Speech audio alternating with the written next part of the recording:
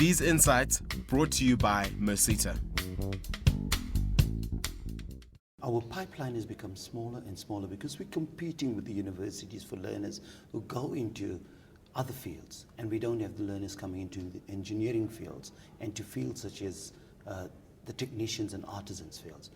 And the learners who pass maths and science are so few and pass maths and science well.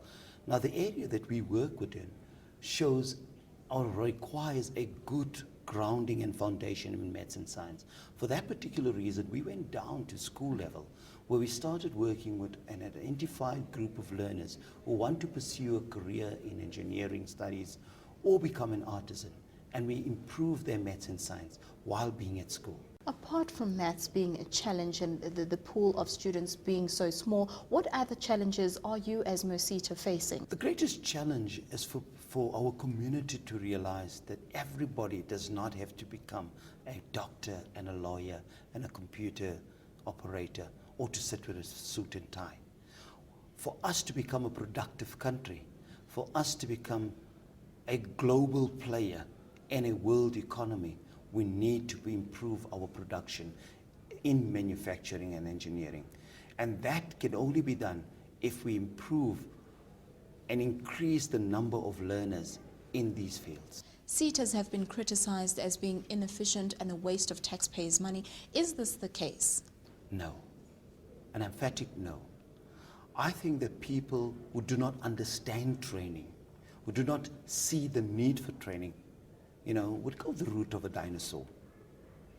They would fizzle out, they would die out, or their businesses would die.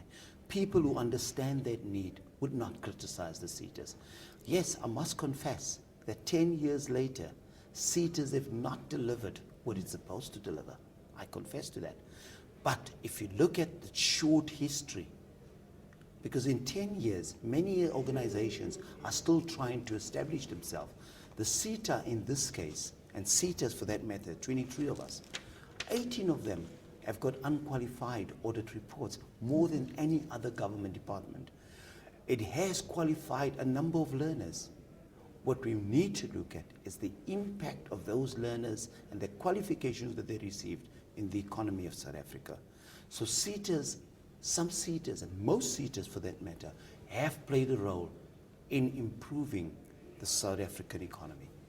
You talk about most SETAs, but not all SETAs. So what happens to those SETAs which are not performing? Should they then be taken offline and that the government really focuses on those that are performing?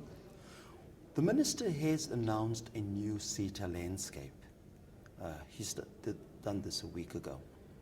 15 SETAs will be relicensed with minor changes or no changes at all. That leaves 8 of them. There will be 6 new SETAs, basically. That brings it 21 SETAs. Means that 2 SETAs totally disappear, the number.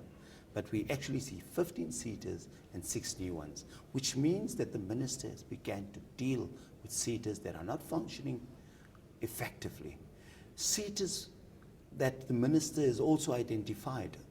He's identified a few SETAs that he would have some administration in them. These insights brought to you by Merseta.